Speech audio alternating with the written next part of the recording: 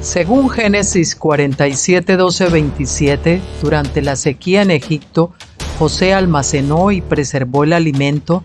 Para subsistir, la gente tuvo que venderlo todo y, al fin, incluso a sí mismos. Ese es el precio de vencer. Así es en este tiempo del fin, donde conseguir el alimento para entrar al reino y conquistar nuestra tierra, que es Cristo, formado en nosotros, nos costará renunciar a todo, incluso a nuestra propia vida. Pero a cambio de nuestro todo, tendremos su todo y reinaremos con él. Con ustedes, José.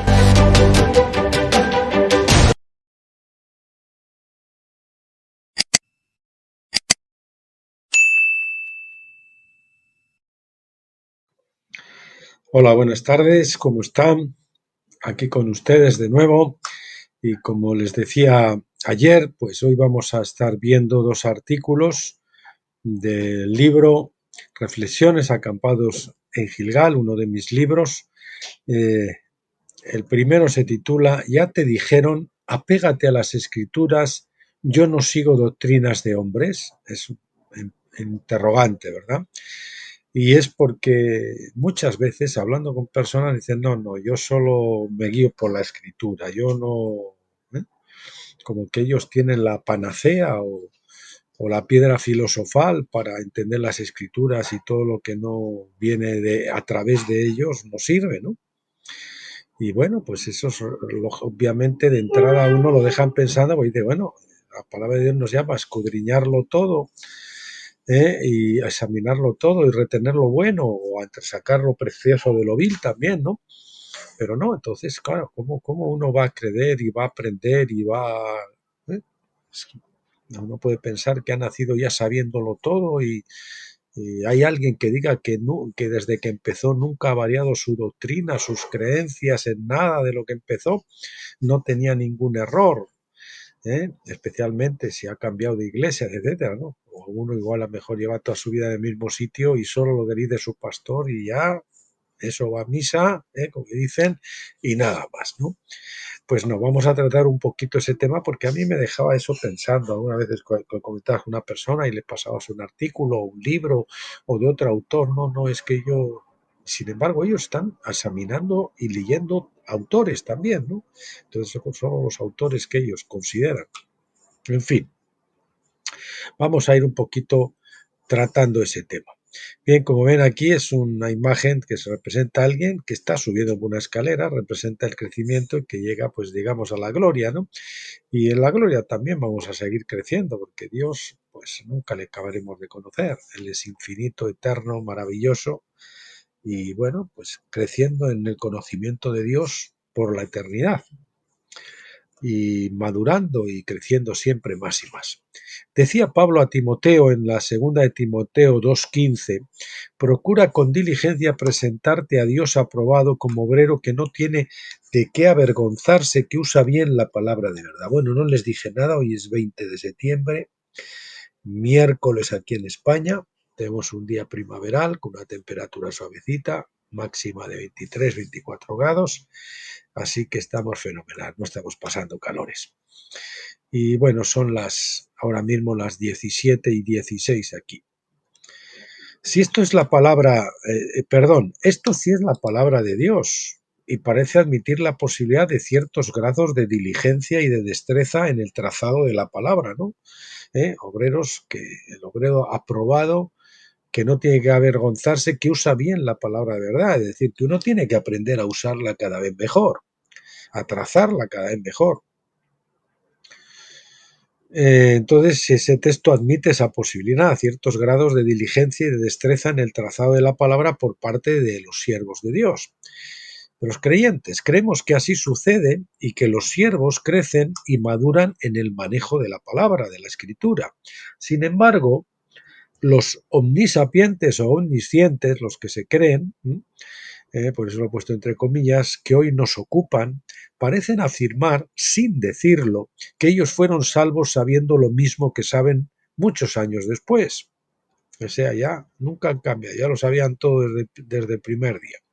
Es decir, que tuvieron una teología perfecta ipso facto al ser salvos.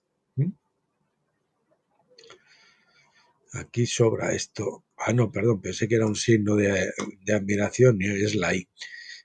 Pensaban que tuvieran una teología perfecta isofacto al ser salvos. Claro está, la de su denominación o pastor. Y nunca cambiaron ni una sola tilde de su doctrina ni de su entendimiento espiritual. Decimos esto porque no es la primera vez que alguien en desacuerdo con otros puntos de vista o con los libros, artículos u opiniones que publican otras personas suelen espetar: apégate a las escrituras, yo no me supedito a opiniones de hombres, solo sigo la Biblia y a Dios. Yo miro solo a Dios. Eso nos ha llevado a pensar, ¿es eso correcto? ¿Piensan estas personas lo que pensarán de ellos aquellos que les tienen que soportar oír decir esas cosas? ¿Mm? Los que dicen que solo siguen la Biblia o a Dios y acusan a los demás de no hacerlo porque discrepan de sus interpretaciones, piensan, supongo que sin darse cuenta, que solo ellos tienen un entendimiento perfecto de las Escrituras. Esto exhibe una arrogancia extrema, pues se suponen a sí mismos en el pleno conocimiento de la verdad y en la perfecta interpretación de la insondable palabra de Dios, haciéndose iguales a Dios. Así se erigen en inquisidores y expedidores del nihil obstat, el latinazgo ese que según la RAE, la Real Academia Española, quiere decir la aprobación de la censura eclesiástica católica del contenido doctrinal y moral de un escrito previa al imprimatur. Es decir, si no les calificaba eso, no lo podían imprimir el libro. Si no lo sancionaba primero las autoridades de la Iglesia Católica pertinentes. Bien, decíamos, así se erigen en inquisidores y expedidores del nihil obstat de su propio ego, censurando las publicaciones de los demás, y eso a pesar de que las más de las veces lo harán sin leerlas ni profundizar en las bases bíblicas que ellas puedan tener. Suponen, sin decirlo, que sólo ellos sí se apegan a las Escrituras y los demás no lo hacen, como si éstos ni siquiera las leyeran o conocieran, o lo que es peor, como si fueran lerdos. Los demás son todos lerdos, torpes. Se creen mejores que los siervos de Dios de todos los tiempos que en el mundo son y han sido, y a diferencia de ellos carecen de la humildad necesaria para reconocer la diversidad e incluso la posibilidad del propio error. Es decir, hablan ex cátedra y parecen poseer los dones de infalibilidad y omnisciencia. Por ejemplo, si uno está en Pentecostés, tiene que reconocer que no ha cruzado el velo que le separa de tabernáculos, por lo tanto, todavía le falta un velo que romper, por lo tanto, no puede ver con claridad. El que está en la Pascua tiene el velo que lo separa del lugar santo, todavía menos con claridad, está viendo solo con la luz natural, en el lugar santo estás viendo con la luz de la menorá, pero en el lugar santísimo, en tabernáculos, estás viendo sin velos, estás directamente viendo la Shekinah, la gloria de Dios, y entonces tienes un entendimiento más profundo de la escritura, sobre todo en el tema profético. Ellos son los que creen que ya han llegado, y por tanto se autocondenan a no poder ir más lejos y a nunca ensanchar el sitio de sus tiendas, como dice Isaías 54:2. No, en Pentecostés ya hemos llegado, aquí está todo, esto es una maravilla y ya no hay que crecer más. Al parecer a ellos no se les escapa nada y conocen la palabra de Dios al dedillo desde todos los ángulos, posiciones y perspectivas posibles. Creen estar en posesión de los 7 espíritus de Dios y que son la misma piedra de los 7 ojos. Se olvidan o no saben que desde los tiempos de Adán la revelación de Dios es progresiva y que los siervos de hoy cuando interpretan lo hacen apoyados sobre los hombros de los que les precedieron a lo largo de la historia. Así funciona el cuerpo de Cristo. Parecen formar parte de los odres viejos de cuero duro que no dilata y reventarían si se los llenara de vino nuevo. ¡Qué peligro el de aquellos censores de foros o grupos abiertos, entre comillas lo de abiertos en redes sociales, que filtran lo que choca con su leal saber y entender, porque haciéndolo se erigen en inquisidores modernos que tal vez estén deteniendo con injusticia la verdad, como dice Romanos 1:18. ¡Qué peligro! Qué poca fe demuestran al pensar que son ellos y no el Espíritu Santo quienes han de defendernos del error. La palabra dice examinarlo todo y retener lo bueno, 1 Tesalonicenses 5:21. Hay de aquellos que tienen miedo de examinar para no tener que cambiar, como dice Mateo 13:15, ¿no? No quieren abrir los ojos para no ver, no quieren poner el oído para no escuchar, porque entonces no, si tendrían que convertir, tendrían que enmendarse, no quieren venir a la luz para que sus obras incorrectas o sus errores no sean reprendidos, como dice Juan. Aunque obviamente se dan casos de aberraciones o herejías tan palmarias, tan evidentes, que se deben rechazar y se debe contender ardientemente por la fe una vez dada a los santos, eso es claro, Judas 1:3. Nosotros somos de los que piensan que todos creemos tener la doctrina perfecta hasta que la cambiamos porque el Señor nos muestra una verdad mayor, o nos muestra que aquello estaba confundido. Hasta que la cambiamos y que el Espíritu de Dios nos lleva a crecer siempre de gloria en gloria y de victoria en victoria, llevándonos a través del cambio y la transformación permanentes que seguirán por toda la eternidad. Es decir, lo permanente es el cambio. El que no se cambia, el que no cambia se estanca y por lo tanto se va a pudrir. Lógicamente, agua estancada ya se sabe. Bien, aquí hay unos textos que nos dicen, que nos apuntalan este argumento que estamos defendiendo. 1 Corintios 15:58. Así que, hermanos míos amados, estad firmes y constantes, creciendo en la obra del Señor siempre. La obra del Señor, no solo externa, sino la obra del Señor en mi corazón también, sabiendo que vuestro trabajo en el Señor no es en vano. Bueno, lo interpreto ahí. Colosenses 1:10, para que andéis como es digno del Señor, agradándole en todo, llevando fruto en toda buena obra y creciendo en el conocimiento de Dios. Aquí es evidente que es interno, conocimiento de Dios, siempre creciendo en el conocimiento de Dios. Yo no conozco todo de Dios, yo no lo conozco toda la escritura, no tengo toda la interpretación completa. Tengo que seguir buscando. Lucas 2:52, y Jesús crecía en sabiduría y en estatura y en gracia para con Dios y con los hombres. Cuando llegamos a tabernáculos, Cristo es formado en nosotros, pero es el bebé Cristo, ¿verdad? Que nació en el pesebre. Tiene que crecer hasta la edad en que fue al templo y después tiene que llegar a la edad del sacerdocio en que ya comienza su ministerio. Así es nosotros, la luz del día amanece en tabernáculos. Pascua es la tarde, Pentecostés es la noche y tabernáculos es la luz del día, pero que es una luz que tiene que crecer hasta que el día es perfecto. Esto no me canso de repetirlo. Colosenses 1:10. Para que andéis como es digno del Señor, agradándole en todo, llevando fruto en todo, creciendo en el conocimiento de Dios. Otra vez, Romanos 11:33, oh profundidad de las riquezas de la sabiduría y de la ciencia de Dios, cuán insondables son sus juicios e inescrutables sus caminos. Bueno, y nos vamos a hacer otro artículo que se titula Los que se niegan a entrar, José. José, pues soy yo, obviamente. Bien, los textos de entrada son Juan 8:39, que dice, respondieron y dijeron, nuestro padre es Abraham. Jesús les dijo, si fueseis hijos de Abraham, las obras de Abraham haríais. Si fueseis hijos de Abraham, las obras de Abraham haríais. Lucas 14:23, dijo el Señor al siervo, ve por los caminos y por los vallados y fuérzalos a entrar para que se llene mi casa.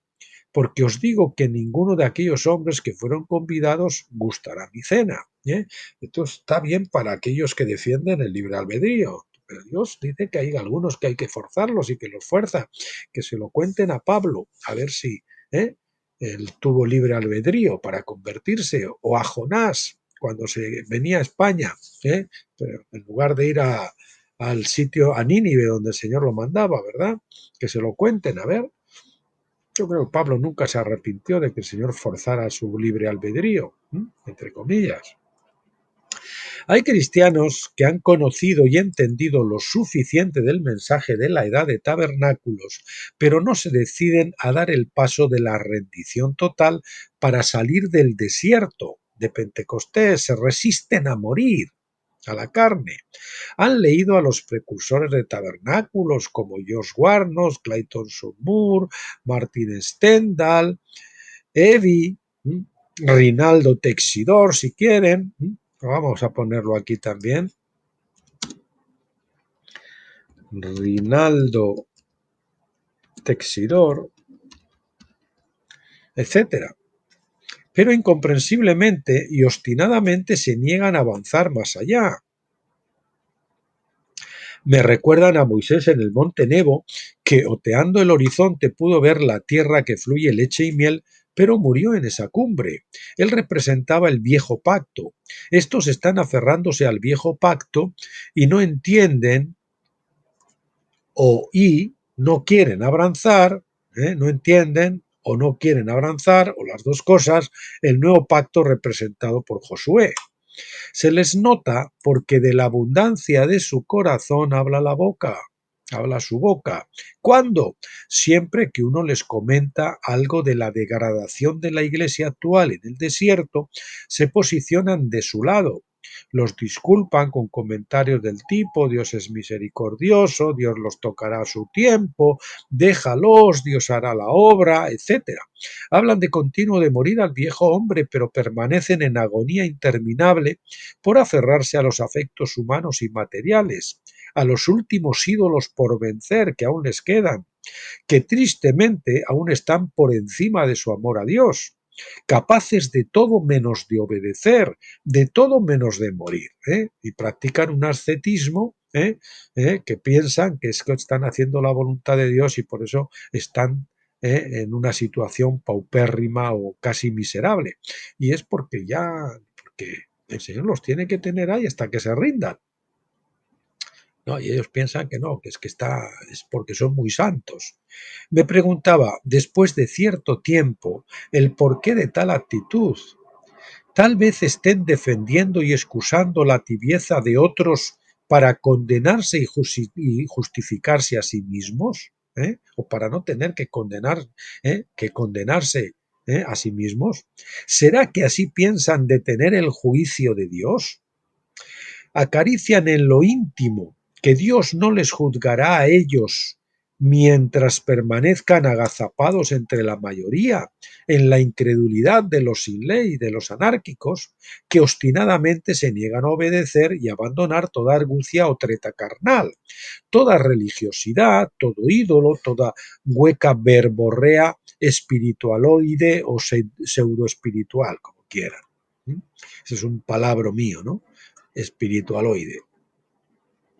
No solo eso, además, de alguna manera, jalan hacia atrás de aquellos que ya cruzaron, para tratar de acomodarlos en su misma posición de incredulidad y queja, pues debido a su ceguera interior inconscientemente piensan que nadie podría ir más adelantado que ellos en el camino, ¿no? Yo soy un Superman espiritual, sé cómo puede estar, cómo va a estar más adelantado que yo, no puede ser, en su interior no lo dicen, pero inconscientemente incluso, y a veces ni se dan cuenta, pero es lo que están haciendo, ¿no?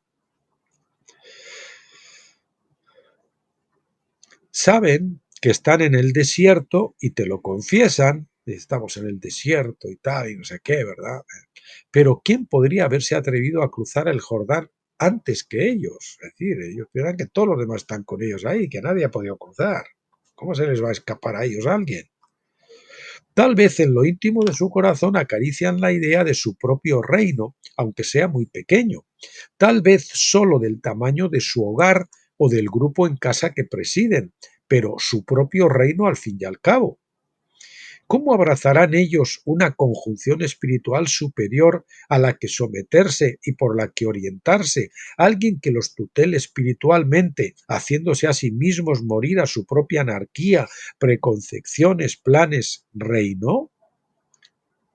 Imposible, porque ellos, los visionarios, lo saben todo. Incluso sabiendo y confesando su demora y extravío en la desértica rotonda de Pentecostés, cuando se les dice que eso debería equivaler a reconocer con humildad que aún están en la carne, en la religión, en la vida almática, que aún tienen un velo. Por el contrario, hierven de enojo en su interior. Es decir, confían en el desierto, pero no admiten lo que es estar en el desierto, las limitaciones del desierto. Es como si dices, no estoy en el desierto, pero ando en el espíritu. Son cosas totalmente, es un oxímoron, cosas contradictorias, si es correcto el oxímoron aquí, no sé ya. De modo incomprensible se niegan a admitir que no se puede estar en la etapa del desierto y andar en el espíritu al mismo tiempo.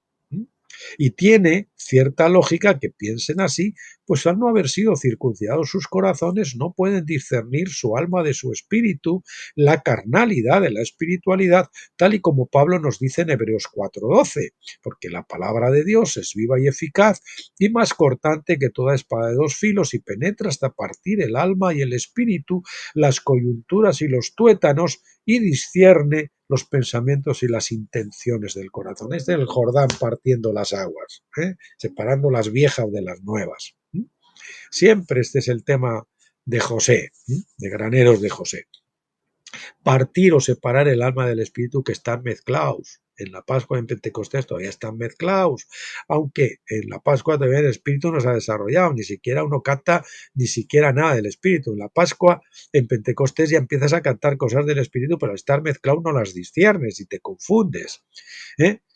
Y dice, y discierne los pensamientos. Yo creo que los pensamientos aquí se está refiriendo al alma, a nuestros pensamientos almáticos, carnales, y las intenciones del corazón, que es lo más profundo que atañe al espíritu. Así actuaban los fariseos en tiempos de Jesús. Pensaban que por ser judíos, hijos genealógicos de Abraham, no necesitaban someterse al hijo, como si se pudiera tener al padre sin obedecer al hijo. Qué ilusos, ¿no? La palabra dice que el que no tiene al Hijo no tiene al Padre. Qué ilusos. Así también abundan los cristianos tibios que piensan que por ser hijos de Dios, pues ya experimentaron el primer nivel de la salvación, Pascua, o incluso el segundo, Pentecostés, no serán juzgados ni cosecharán gran pérdida, aunque obstinadamente se nieguen a cruzar el Jordán, de la muerte al ego, a la carne, y dejar atrás la edad de la iglesia pentecostal en el desierto para entrar a la buena tierra de tabernáculos, a la tierra prometida de tabernáculos. ¿Cuál juicio y cuál gran pérdida?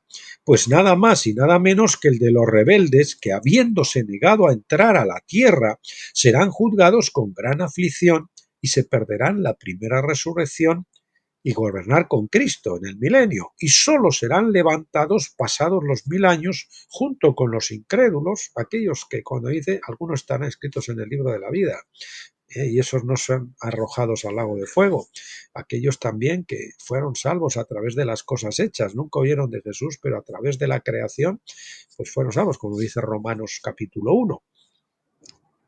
También se perderán la recompensa del reino milenial. Fíjense, por no pasar el bautismo de fuego aquí, que lo van a tener que pasar después del milenio, de alguna manera, pues no van a entrar a la Nueva Jerusalén sin madurar, se van a perder también eso, 1000 años nada menos. Es mejor sufrir aquí unos pocos años, aunque les toque, aunque sea duro y violento, e incluso entrar a la tierra victoriosa, porque no nos tenemos que quedar en medio del túnel, en el camino estrecho, sino que tenemos que salir al lugar espacioso. Hay muchos que se quedan atascados en el túnel y ¡ay! Que, estamos aquí porque somos muy santos y nunca salen del túnel. No van para atrás, pero se quedan ahí atascados. Bueno, eso sí, esos creyentes tibios al menos tendrán el consuelo de que porque ya habían sido salvos, sus nombres estarán inscritos en el libro de la vida en la segunda resurrección y no tendrán que ser arrojados al lago de fuego, aunque sí tengan que recibir muchos o pocos azotes según sus obras en el cuerpo. ¿Verdad? Parece que el Señor está haciendo coincidir los temas, porque estamos viviendo, ayer veíamos el lago de fuego, y créanme que yo no lo he elegido. Esto fíjate que es un churro que coincida así. Parece como que el Señor quiere desatascar a esos que están metidos en el túnel, taponados ahí, y necesitan un empujón para salir al lado espacioso. ¿Mm? Dice Lucas 12:47. Aquel siervo, fíjese que dice siervo, no está hablando de los incrédulos, que conociendo la voluntad de su Señor, no se preparó ni hizo conforme a su voluntad, por miedo, por apegos carnales, por no dejar esto, no dejar aquello, sean cosas, sean personas, recibirá muchos azotes. Mas el que sin conocerla hizo cosas dignas de azotes, porque además ni entran ni dejan entrar, será azotado poco, que no sabe. Por eso, cuanto más sabemos, más responsabilidad tenemos. Eso también es un riesgo que merece, yo creo que merece la pena correr, pero es un riesgo, porque a todo aquel a quien se haya dado mucho, mucho se le demandará, y a aquel que mucho se le haya confiado, más se le pedirá. Estos son la Iglesia, el trigo, que es leudado y que por eso tiene que pasar por el bautismo de fuego, pero como que se han negado a completar su bautismo de fuego, lo van a tener que pasar después, después del trono blanco, tendrán que estar su tiempo en las tinieblas de afuera, y ahí será el llanto, el rechinar de dientes, bueno, hasta que maduren y pasen al ejército. Por lo menos no son arrojados al lago de fuego. Vale, que eso ya sería pues meterse ahí una larguísima edad, ¿verdad? Bueno, mucho cuidado, el juicio comienza por su casa y sin duda vendrá, no tardará, aunque por misericordia se haya demorado para invitarnos al arrepentimiento. La puerta permanece abierta, pero solo hasta que se cierra. Señor, a veces la mano disciplinadora de Dios tarda en levantarse, pero una vez que se levanta, hay para bajarla, amigo. El pueblo de Israel fue soportado, perdonado por 490 años, 70 veces 7, perdonado. Pero al final la mano gubernativa de Dios cayó para juzgarlos con el yugo de hierro del cautiverio babilónico. Esos días que no habían guardado la tierra, esos jubileos que no habían guardado, 490, pues ahora lo vais a pasar todos de golpe ahí. 70 años ahí de cautiverio. Romanos 15:4.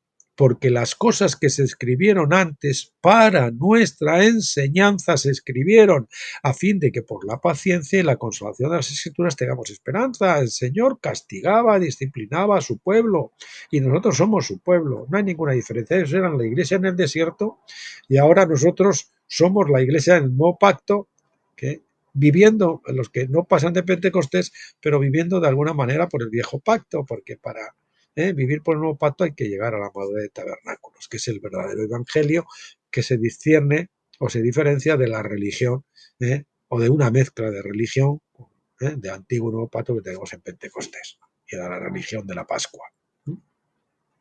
Si usted no se considera entre los que se niegan a entrar, sino entre los que quieren hacerlo, pero tienen miedo a la rendición completa y luchan por poder ceder a las pulsiones del Espíritu Santo para afirmar el rostro, para ir a Jerusalén, el Espíritu Santo le está pulsando, impulsando, le está combinando en su interior de que afirmen el rostro para ir a Jerusalén, de que sean valientes, que no nos ha dado un espíritu de cobardía, sino de poder, de amor y de dominio propio, y ser vencedores. Pablo dice que más que vencedores. Ore, si usted es de los pusilánimes, ore, aunque sea con miedo, pero ore. Ore que Dios agite su nido, empujándolo a entrar por esa puerta estrecha, como hacen las águilas cuando quieren enseñar a los polluelos, agitan el nido y los botan allí, y al principio no saben volar y se hunden, pero va el águila y los coge y los sube. Así va a hacer el Señor con usted si se lo pide, hasta que aprenda a volar. Las alas del Espíritu, que son la fe y el amor, ¿de acuerdo? Que vienen con la madurez. Ore a que lo ayude quitando todo impedimento por mucho que le duela. Él lo hará. Ore para que lo arrincone en el callejón sin salida, donde no tenga otra escapatoria que la rendición. Ore para entregarle eso que en lo más íntimo usted sabe que él le está pidiendo, le está señalando, ese ídolo. Ese una cosa te falta que su dedo santo le señala todo el tiempo y que usted se está haciendo el orejas, el loco, como que no va con usted, pero usted de alguna manera lo sabe. Pero solo ore así si está seguro de querer enfrentar lo que le llegará para llevar su carne al hoyo de la sepultura en el Jordán, porque va a ser duro, pero mejor pasarlo aquí que no después tener que pasarlo y perdernos el milenio. 1000 años. Usted verá, compare, busque, compare, y si encuentra algo mejor, cómprelo, como decía el anuncio de Colón, del detergente aquel. Recuerde que al final la piedra de toque del Evangelio para los vencedores es lo que Jesús le dijo al joven rico. Esta es la piedra de toque para los vencedores. Y no es dejarlo todo a veces, en lo material. Ese era el problema de este joven rico. El problema es una cosa te falta. ¿Cuál es el ídolo que le falta a usted? ¿Es algo material? ¿Es un trabajo? ¿Es una novia? ¿Es una esposa? ¿Es un hijo? ¿Es un vicio? No lo sé. ¿Cuál es? Marcos 10:21. Entonces Jesús mirándole le amó y le dijo, una cosa te falta. El último ídolo. Anda, vende todo lo que tienes y dalo a los pobres y tendrás un tesoro en el cielo y ven, sígueme tomando a tu cruz. Tomar la cruz no es precisamente el sufrir, el ascetismo y todo esto, y están en el túnel ahí metidos sin salir nunca. Es negarse a sí mismo. Es hacer la voluntad de Dios, no la propia. Bien, pues eso es todo lo que tendríamos. Para el día próxima vez, pues veremos que veamos este libro, pues el siguiente artículo, Los pies del Señor, audio de Hora Undécima Radio, que era un ministerio de ahí de Colombia, la Hora Undécima, y bueno, es aquí comentado. Lo veremos, no sé, este y el siguiente artículo probablemente sí, es que es muy corto. Y bueno, pues para mañana jueves o el viernes, si no hacemos mañana algo, o si lo hacemos mañana, a lo mejor hacemos el viernes, o hacemos los 2 días, depende cómo esté el tiempo, pues vamos a ver el capítulo 10, vamos a continuar con el libro. Ya estamos, vamos a sobrepasar la mitad con estos 2 capítulos, el capítulo 10 que se titula Sodoma, Egipto y Jerusalén. Si quieren metan ahí a Babilonia, porque al fin es lo mismo, representa lo mismo. Ya saben que a Jerusalén el Señor le llama Sodoma y Egipto, y algunos pues están tan apegados a la vieja Jerusalén, que es como estar apegados a Egipto y a Sodoma. Están apegados a Sara y a Ismael, en lugar al nuevo pacto, a la nueva Jerusalén. Y después, pues el siguiente capítulo será la bestia que hace la guerra. Esos dos capítulos veremos. Bien, mis queridos amigos y hermanos, pues hasta aquí llegamos en el día de hoy. Un placer haber estado con ustedes. Les emplazo para que vengan el próximo día y me acompañen. Y también no se olviden de compartir este vídeo. Los suscriptores van creciendo a un ritmo no muy rápido, pero continuamente, casi cerca de los 750, eso es bueno, pero yo sé que va a crecer más, pero tampoco espero grandes crecimientos, porque este mensaje es para pocas personas, es para los que aspiran a ser vencedores, y a esos es a los que nos estamos dirigiendo. Entonces, siempre va a ser una manada pequeña. No me hago ilusiones de tener ahí tropecientos mil, porque yo sé que no es así. Ni el propio de Dios, cuando hace conferencias de estas cosas, tiene grandes números, ¿no?